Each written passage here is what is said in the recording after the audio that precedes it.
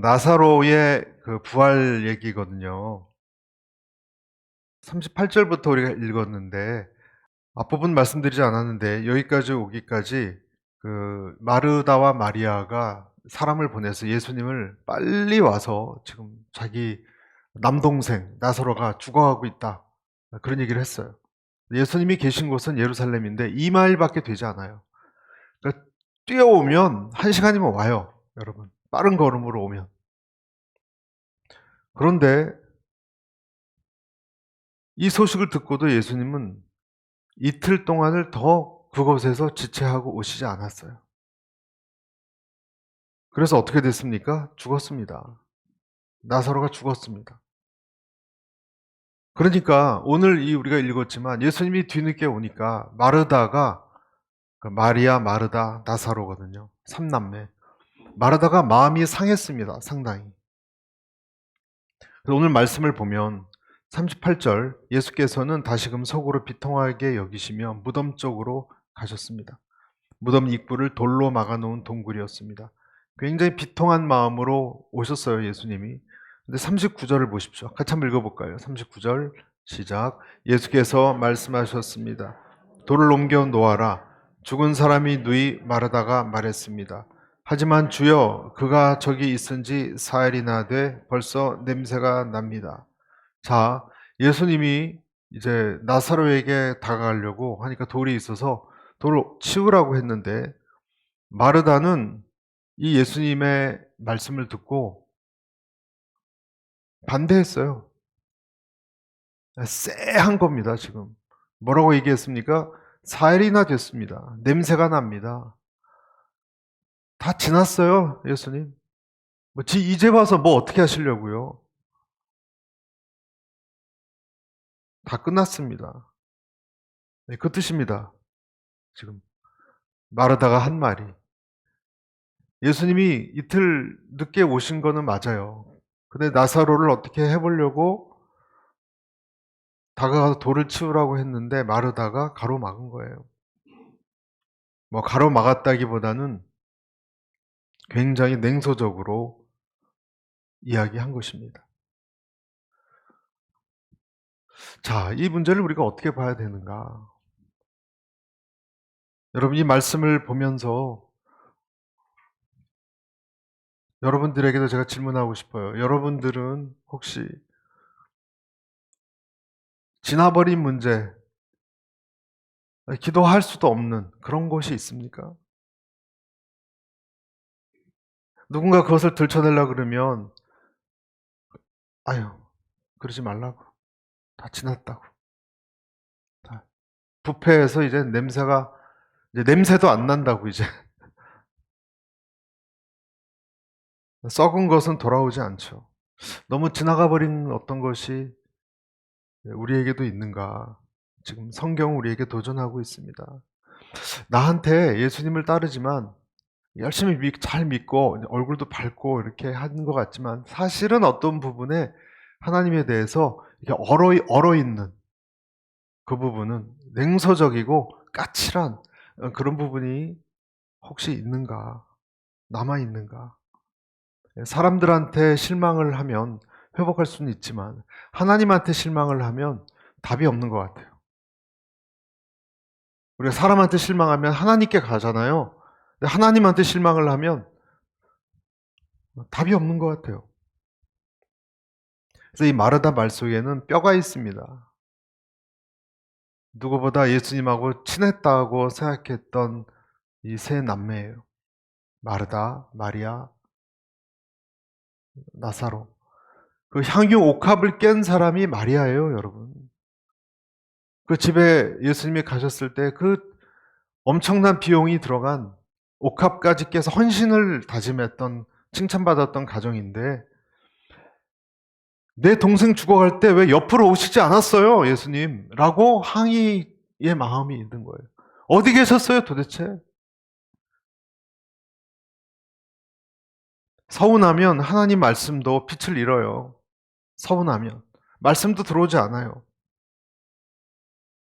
그래서 예수님이 베다니에 오셔서 그 전 본문을 보면 너의 오라비가 다시 살 거야 라고 말씀하셨는데도 마르다가 뭐라 그랬어요? 예, 예, 예. 뭐, 물론 나중에 최종 종말 때 살겠죠. 부활 때 다 살아날 때 그때 뭐 살겠죠. 그렇게 대답했던 거예요, 그때도. 마르다가. 그 필립 얀시라는 사람이 쓴 책 중에 유명한 책, 하나님, 당신께 실망했습니다. 이런 책이 있어요. 여러분, 시간 되시면 꼭 읽어보시길 추천합니다. 하나님은 공평한 분인가? 하나님은 왜 침묵하는가? 왜 자신을 결정적인 순간에 자기를 숨기고 나타나지 않으시는가?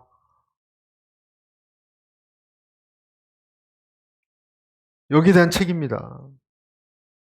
인생에 답이 없고 괴로울 때 사람들이 제일 많이 읽는 책이 뭔지 아십니까, 여러분? 성경에 욥기죠, 욥기. 예, 욥기를 보는데요. 욥기는 사실 지루해요.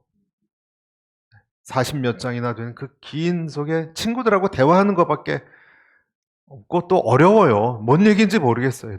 이게 누가 한 말이야? 소발이 한 말인지, 뭐 누가 욥이 한 말인지 그것도 헷갈리고 무슨 말인지도 모르겠고 욥은 정말 아무것도 잘못한 것 없고 사탄과 하나님 사이의 내기 때문에 고생하는 거예요, 여러분. 한 인생이 내기 때문에 이렇게 희생당하는 것도 받아들이기 힘들어요, 어떻게 보면.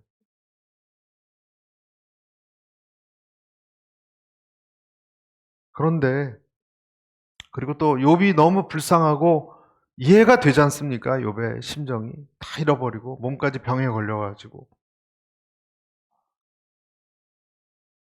근데 이 답답하고 어렵고 긴 욥기가 우리에게 한 줄기 희망의 메시지를 준다는 건 아십니까?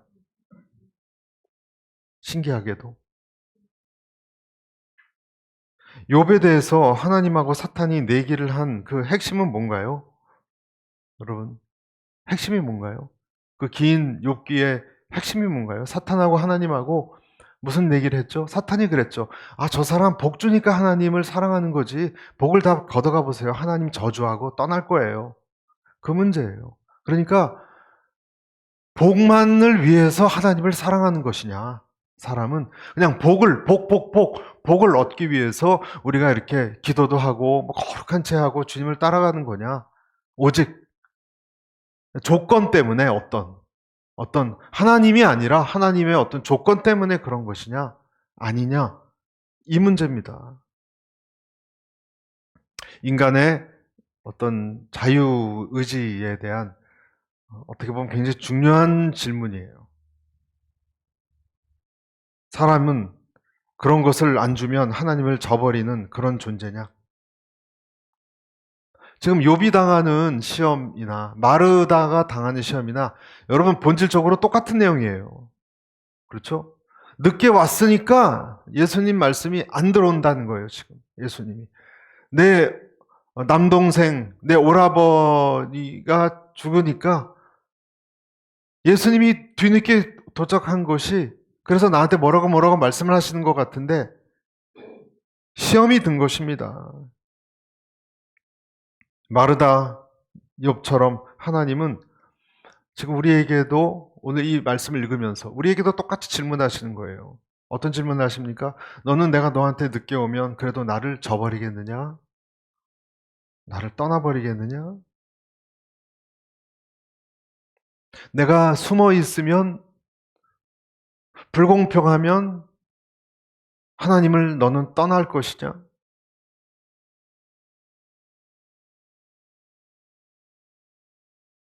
나를 버리겠느냐? 네가 기대했던 것이 일이 되지 않으면 너는 교회를 떠나겠느냐? 여러분 지금 마르다가 당면한 이 시험하고 뭐가 달라요? 같은 거죠.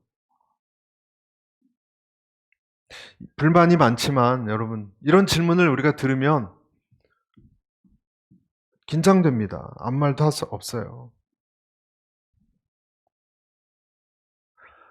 여러분 우리는 이 세상에 많은 삶의 일들을 겪었을 것입니다. 또 겪을 거고 그때 하나님 우리에게 질문하시는 거예요. 불공평하게 네가 대우받을 때 너는 나를 떠나겠냐? 부정하고 싶으냐? 내가 보이지도 않고 응답이 없다고 돌아서고 싶으냐? 욥기의 결론이 뭔가요? 욥기 제일 끝에, 여러분, 욥기 제일 끝에 하나님이 이러지도 저러지도 못한 욥에게 또 우리에게 한마디로 말씀하세요. 한마디로 말씀하세요. 눈에 보이는 세계만이 아니라 보이지 않는 세계에 대해서 네가 잘 모르면 조용해라. 조용해. 다 모르잖아. 깊은 것까지 넌 알고 있느냐? 모르면 가만히 있어라. 그것이 욥기입니다. 다 깨닫지 못하기 때문에 지금 우리한테 답을 주시지 않는 거예요. 그래서 그때까지 우리는 기다려야 되는 것이고, 그리고 믿음을 가지고 버텨내야 되는 거예요. 여러분, 신앙이라는 것은요, 믿음을 가지고 버티는 거예요. 쉬운 것만 있는 게 아니에요. 이해가 안 가는 것 속에서 버텨내는 거예요. 끈질기게. 냄새가 납니다. 틀렸습니다. 이런 부정적인 사고, 이런 생각에 갇혀있지 말고 하나님 말씀을 중심으로 다시 생각을 바꾸시기를 축복합니다. 다시 생각하세요. 무조건 긍정적 사고, 긍정적으로, 그 뜻이 아닙니다, 여러분. 무조건 긍정적으로 사고하는 것도 성경적이지 않아요. 그것도. 그런 뜻이 아니에요. 여러분, 거짓 선지자도 평안하다, 뭐 평화로다 그랬습니다. 거짓된 거예요. 평화가 없는데 왜 평화로 그럽니까? 이사야서에. 무조건 잘 된다는 것이 아니에요, 여러분. 어려움이 있을 때 여러분, 잘 될 거야. 아니에요. 다 잘 되지 않아요. 그러나 하나님이 말씀하시는 것은 뭐냐면 환난의 바람을 피하라는 것이 아니라 그런 바람이 안 불어온다는 것이 아니라 파도가 안 친다는 것이 아니라 뚫고 나가라는 거예요. 바람을 맞으라는 거예요. 맞아도 넘어질 수 있어도 또 일어서라는 거예요. 여러분 그 차이가 다르죠? 그냥 기독교는 무조건 잘 됩니다가 아니에요. 잘 못 될 수 있어도 넌 죽지 않는다는 거예요. 일어설 수 있다라는 거예요. 마르다나 마리아는 나사로가 죽어갈 때 예수님이 빨리 없으면 좋았겠죠, 물론. 그렇죠? 죽기 전에 막 숨이 넘어갈 때 차사삭 해가지고 나사로가 살아나면 좋겠지만 어떻게 합니까? 죽었잖아요. 그렇죠? 그리고 예수님이 다시 와서 부활 뭐 이런 얘기를 하시는데 마지막 날에 살 것이다 하면 그 마지막 날이 지금 일으키신다는 건지 나중에 인류 최종 날에 아니면 죽어서 천국 가서 뜻인지 잘 모르면 그냥 아멘하고 알아서 하십시오라고 어떤 시기건 주님이 행하실 줄 믿습니다 라고 잠잠히 믿고 기다리라는 거예요. 여러분, 이 나사로가 다시 살아나는 이런 일은 유대 사회에서 한 번도 없었던 일이에요. 한 번도 일어나지 않았던 일이에요. 여러분, 한 번도 일어나지 않은 일이면 앞으로도 한 번도 안 일어납니까? 그런 건 아니잖아요. 여러분 인생에 한 번도 그런 일이 안 일어나면 여러분 인생에 한 번도 안 일어납니까? 그건 아니잖아요. 어떤 일도 하나님이 함께 하시면 할 수 있잖아요. 그래서 40절 보세요. 예수께서 이 얘기를 듣고 이렇게 말씀하셨습니다. 내가 믿으면 하나님의 영광을 볼 것이라고 내가 네게 말하지 않았느냐. 내가 믿으면 하나님의 영광은 뭡니까? 하나님의 어떤 사건입니다. 하나님은 내가 진실되게 믿고 나아가는 사람에게 하나님 사건이 일어나는 것을 우리가 깨닫기 원하세요. 아멘. 여러분, 이런 줄책 어린 마르다에게 하셨던 말씀이 여러분에게 들리시나요? 하나님이 우리에게도 하시는 거예요. 너는 그 믿음의 세계가 하나님의 영광이 나타난 그 세계가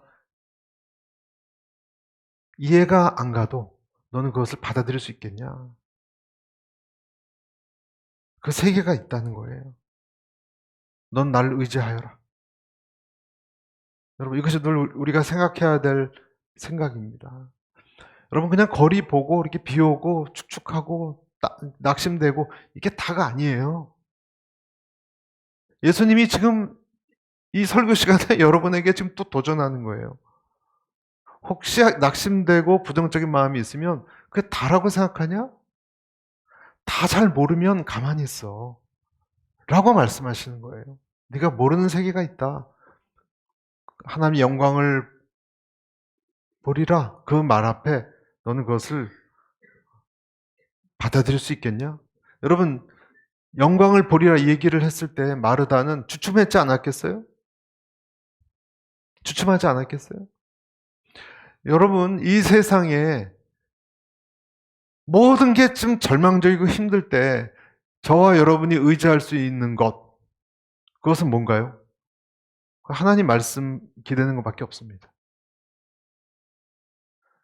다른 대안이 있나요, 여러분? 없습니다. 하나님 말씀이 기대는 것밖에 없습니다. 그러니까 어떤 게 꽉 막히고 힘들 때 하나님에게 기도해서 이런 마음이 들면 우리 중간에서 갈등하는 거예요. 이게 진짜 될까? 이게 말이 되나? 말이 안 되나? 내 직업의 문제건 그것이 내 자식의 문제건 성경에 나와 있는 말씀에 근거해서 하나님이 어떤 마음을 주시면 갈등하게 돼 있습니다. 우리는 어떻게 해야 되나? 그리고 그때 동시에 예수님은 행동으로 증명하라고 얘기하세요. 행동으로. 행동으로 증명하라 그러세요. 우리가 방금 읽었죠. 예수님이 뭐라 그랬죠? 돌을 치우라 그랬어요. 그렇죠? 영광을 너는 믿음이 있으면 영광을 하나님의 영광을 볼 것이다 라고 얘기하시고 곧 이어서 마르다에게 요구하셨어요. 하나님 저 여러분에게 어떤 걸 요구하세요? 예수님이 기적적으로 지진을 일으켜서 돌을 치우게 할 수도 있어요. 그렇죠? 예수님 부활하실 때처럼 무덤에서 십자가 지시고 그때도 그냥 저절로 움직였어요. 그럴 뿐이 왜 돌을 치우라 그랬을까? 여러분. 특히 마르다에게 이 얘기를 왜 하셨을까? 여러분에게 지금 저 믿어요. 믿겠습니다 한 여러분에게 하나님이 요구하세요. 한 가지를 더. 돌을 치우라 그러세요. 왜 그러셨을까? 하나님이 그냥 지진으로 하실 수도 있는데. 왜냐하면 믿음은 순종의 증거를 보여줘야 되기 때문에 그렇습니다. 순종을 하는 것을 통해서 순종의 시작이기 때문에 그래요. 돌을 옮기는 것은. 말이 안 돼. 이건 말도 안 돼. 아니, 냄새가 나는데 지금 뭐 4일이나 지났어요, 여러분. 냄새가 나는데 뭘 하시려고 지금. 뭘 어쩌자는 거예요, 지금, 주님. 말도 안 돼. 돌아설 수도 있고, 무슨 뜻이 있는가? 치울까? 이 마음하고 왔다 갔다 갈등이 일어나는 것입니다, 여러분. 그래서 오늘 저는 이것이 저와 여러분에게 주는 첫 번째 메시지라고 믿어요. 여러분에게 있는 돌을 치우십시오. 여러분에게 있는 그 돌을 치우십시오. 예수님은 우리에게 내 삶의 돌을 치우라고 그랬습니다. 여러분, 나사로를 살리라고 하지 않았습니다. 내가 할 수 있는 것은요, 돌을 치우는 거예요. 돌 치우는 건 할 수 있잖아요.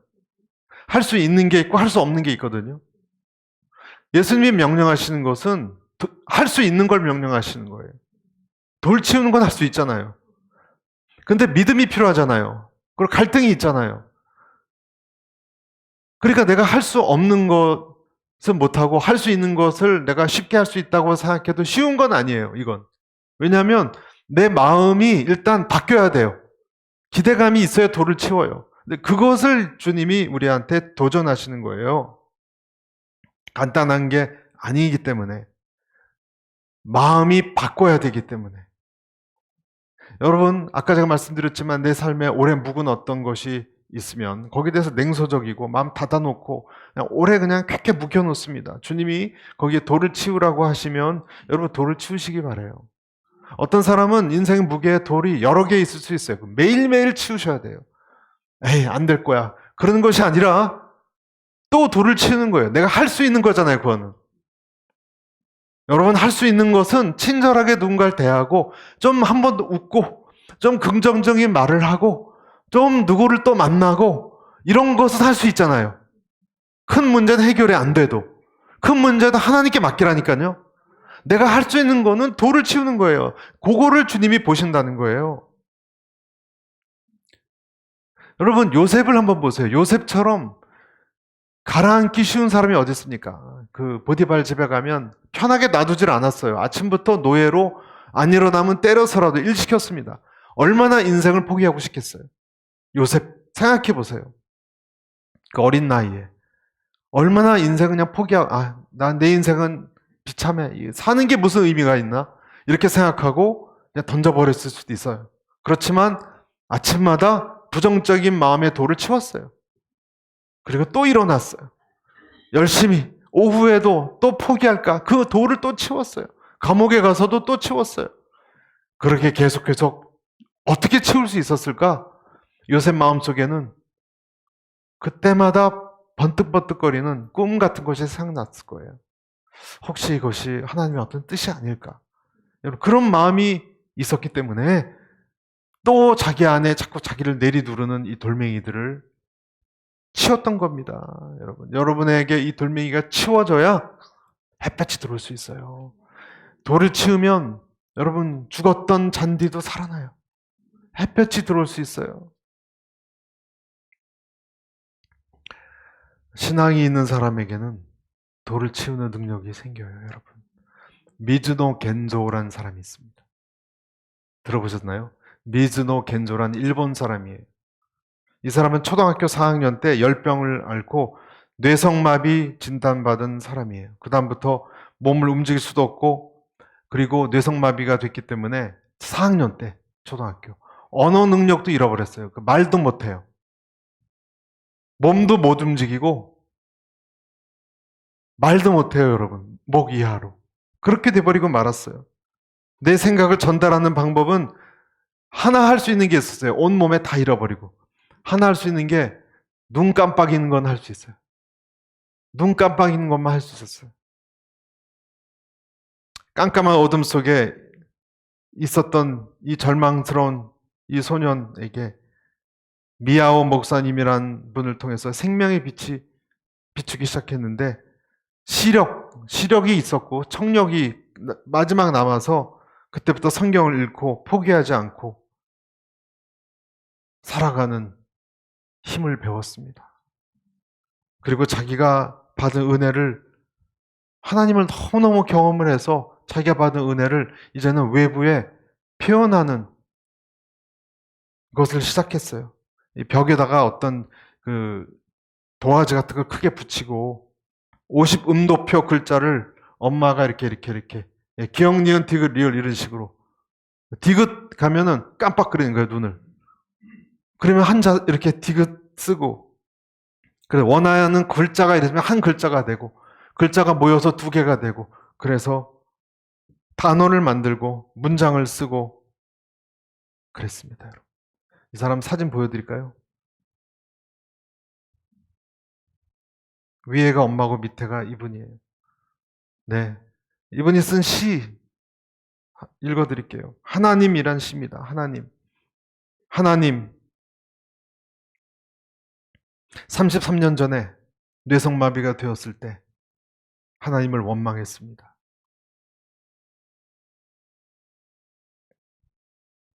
그 다음 그것이 그리스도의 사랑에 닿기 위해서라는 것을 알고 감사와 기쁨으로 변했습니다. 이 시입니다. 시 하나 더 골라봤어요.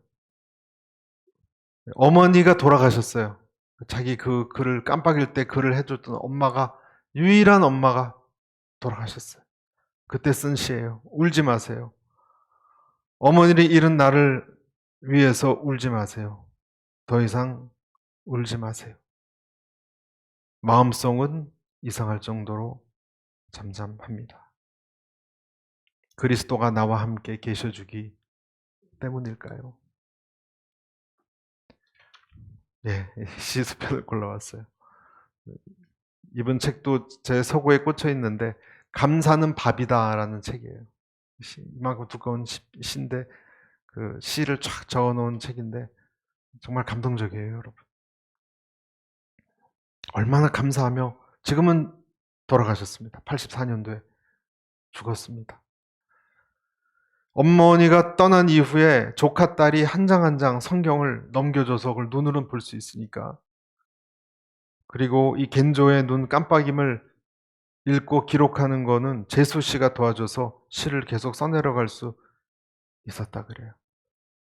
믿음의 눈으로 세상을 보니까 다른 세계가 보인 거예요. 여러분은 믿음의 눈이 있습니까? 41절 보십시오. 41절. 사람들은 돌을 옮겨 놓았습니다. 예수께서 하늘을 우러러보시고 말씀하셨습니다. 아버지여, 아버지께서 내 말을 들어주신 것을 감사합니다. 아버지께서는 언제나 내 말을 들어주신다는 것을 내가 압니다. 그러나 지금 이렇게 말하는 것은 여기 둘러서 있는 사람들을 위해서입니다. 아버지께서 나를 보내셨다는 것을 그들로 하여금 믿게 하려는 것입니다. 43절 같이 읽겠습니다. 시작. 예수께서 이렇게 말씀하시고 큰 소리로 외치셨습니다. 나사로야, 나오너라. 하늘을 보시고 마치 오병이어의 그 기적 베푸실 때 여러분 감사기도 한 거 있잖아요. 거의 똑같은 형식이에요. 그렇게 감사기도 하시고 나서 큰 소리로, 아주 우렁찬 소리로 떠나갈 듯이 나사로야 일어나라 라고 소리쳤어요. 이 짧은 소리지만 이 무덤의 능력을 깨트리는 하나님의 능력의 소리였습니다. 아멘. 그리고 밖으로 불러내셨어요. 그냥 밖으로 불러내시면 되는 것처럼 부르셨어요. 나사로야 살아나라 그러지 않았어요. 살아날지어다 그렇게 얘기하지 않고 그냥 움직이라고 그랬어요. 움직이라고. 마치 자는 사람 깨우듯이. 예수님은 요한복음 11장 11절에도 나사로의 상태가 죽은 게 아니다. 자는 거다라고 하신 적이 있거든요. 여러분, 우리에게 명령하시는 이 주님의 명령어를 잘 듣기를 바랍니다. 여러분, 주님이 뭐라고 말씀하실 때 우리는 죽은 것이 아니에요. 사람들은 우리를 죽었다고 생각해요. 그렇지만 예수님이 보시기에 자는 거라면 우리는 자는 거지 죽은 게 아니에요. 자는 사람 귀가 아직 열려 있어요. 귀가 열려 있고 귀를 통해서 주님의 음성을 들을 수 있어요. 그래서 들은 거예요. 아멘. 듣고 어떻게 됐습니까? 44절, 마지막 44절. 죽었던 나사로가 나왔습니다. 그의 손발은 배에 감겨 있었고 얼굴은 천으로 쌓여 있었습니다. 예수께서 그들에게 말씀하셨습니다. 그를 풀어주어 다닐 수 있게 하라. 이 수일 동안 팔다리 칭칭 감았던 얼굴까지 장례식에서 봤던 그 모습이 그대로 하고 걸어 나오니까 여러분 사람들이 기절초풍하지 않겠습니까, 여러분? 네. 기절초풍했을 거예요, 사람들이. 워킹 데드죠, 워킹 데드, 정말. 내 이름을 정확하게 부르시는 그 소리를 듣고 나사로야, 무덤에서 잠자고 있었던 나사로가 냄새가 나고 그러고 있어도 음성을 들릴 때 일어서서 나설 수 있다라는 것을 지금 보여주고 있는 것입니다. 죽어 있는 것 같아도 귀로 주님의 음성이 들리면 우리는 속에서 어떤 일이 일어나서 움직일 수 있고 일어설 수 있다는 것을 보여주는 거예요. 할렐루야. 그래서 오늘 두 번째 마지막 말씀, 여러분께 이런 말씀을 드리고 싶어요. 주님의 소리를 듣고 일어나서 걸어나 나가십시오. 첫 번째는 돌을 치워야 되고요. 그렇죠? 부정적인 생각을 치우세요. 첫째는 내가 할 수 있는 건 하고, 두 번째는 하나님이 하시는 것을 하기 위해서 들어야 돼요. 들었으면 일어나서 걸어 나갈 수 있어요. 이것이 우리에게 주시는 하나님의 말씀입니다. 여러분 여기서 주의하셔야 되는 게 하나님의 말씀이 없었다면, 음성이 없었다면 그냥 죽은 거예요. 음성을 듣지 못한 사람은 죽은 거예요. 살아있어도 죽은 사람과 같은 거예요. 그렇지만 어떤 사람은 죽은 것 같아도 말씀이 있고 음성이 있으면 살아있는 사람과 같습니다. 이 차이를 여러분 아시겠습니까? 핵심은, 그 차이는 뭐예요? 핵심은 뭐예요? 당신이 하나님의 음성을 듣느냐예요. 듣느냐예요. 내가 어떤 음성을 듣느냐예요. 하나님의 어떤 음성이 들리면, 그리고 진짜 그것을 믿음으로 내가 그것을 화합하면 내 안에 어떤 영역이 만들어져요. 여러분. 어떤 힘줄이 만들어지고 어떤 세포가 만들어져요. 영적인 어떤 사건이 발생하는 것입니다. 새 DNA가 만들어지는 것입니다. 죽었던 화로에 아궁이에 불이 들어오는 것입니다. 이런 일이 말씀 때문에 일어나는 것입니다.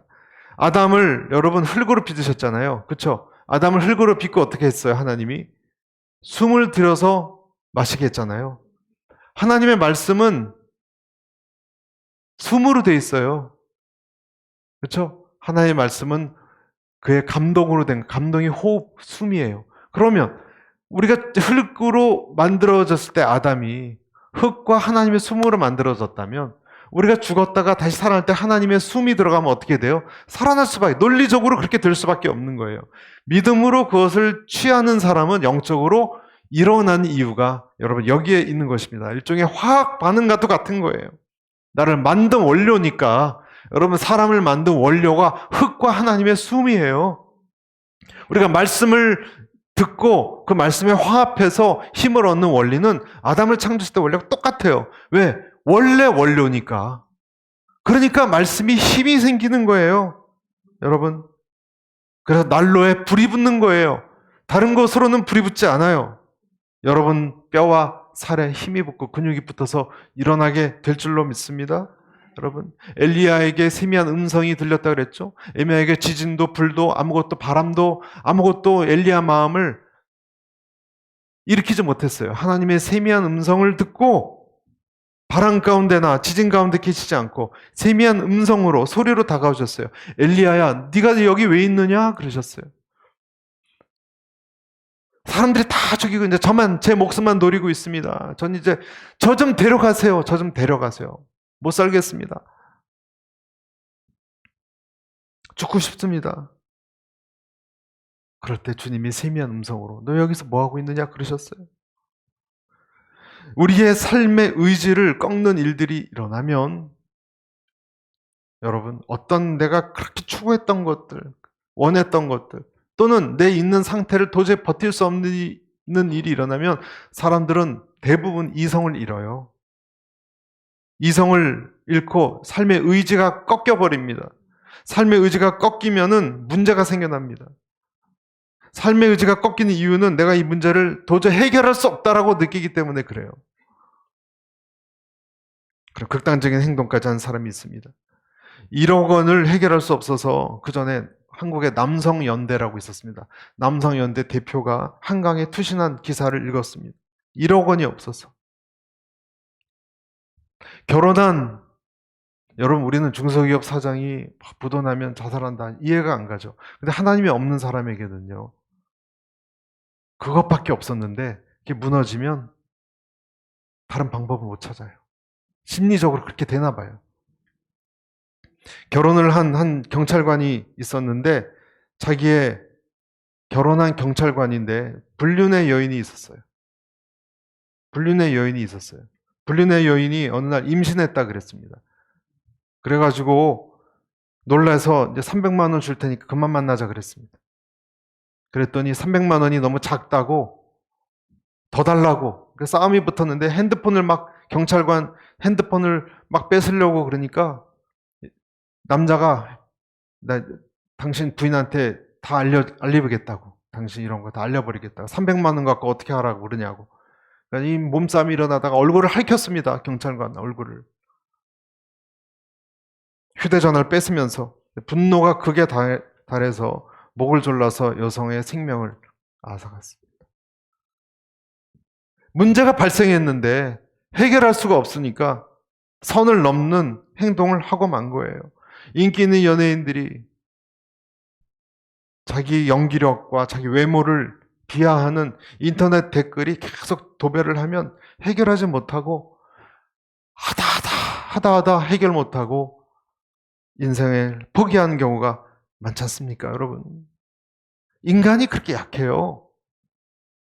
그런데 다윗은 어땠나요? 다윗 같은 사람은 사울 왕에게 쫓겨다니는 그 시절에 어느 날 군사들하고 집에 돌아와 보니까 어느 민족이 자기 아내, 자식들을 다 사로잡아 갔습니다. 그 성이 불타버렸고 자기 아내, 자녀들이 다 사로잡혀 간 거예요.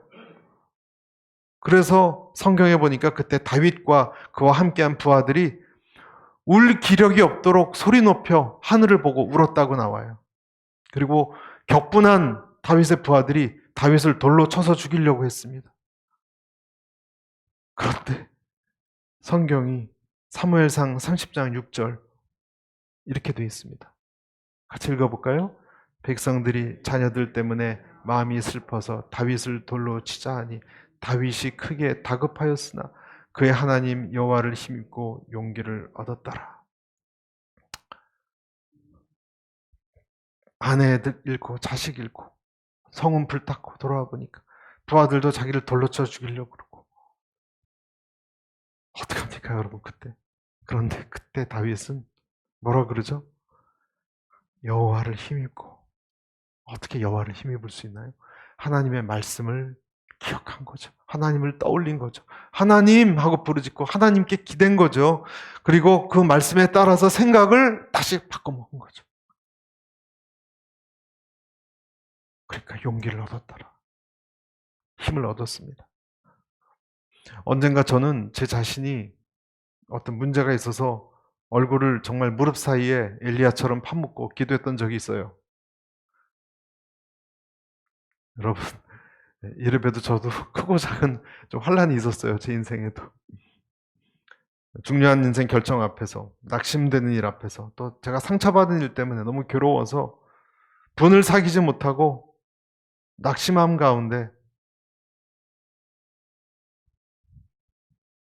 교회에 와서 기도하고 있는데 갑자기 마음이 편해지면서 하나님이 제 속에서 이렇게 말씀하세요. 일어나. 뭐 갖고 그러냐? 툴툴 털고 일어나. 아무것도 아니야. 그런 마음이 딱 들어요.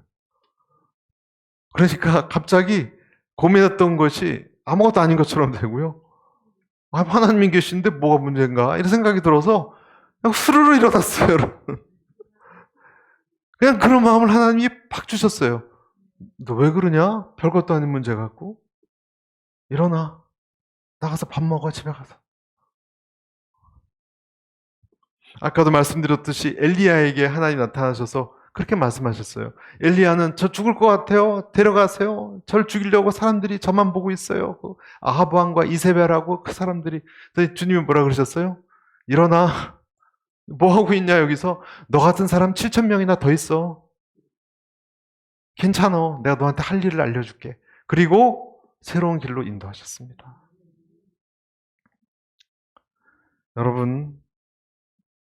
여러분에게 그 소리가 들리십니까? 여러분 낙심되고 힘들 때 어떤 소리가 들려야 돼요. 괜찮아. 이 소리가 들려야 돼요. 그래야 살 수 있어요. 아멘. 오늘 두 가지 말씀드렸습니다. 내가 할 수 있는 돌을 치우세요. 부정적인 생각 치우세요. 그리고 하나님이 하는 것을 기대하세요. 말씀을 들으면 내가 나사로라면 일어서 나갈 수 있습니다.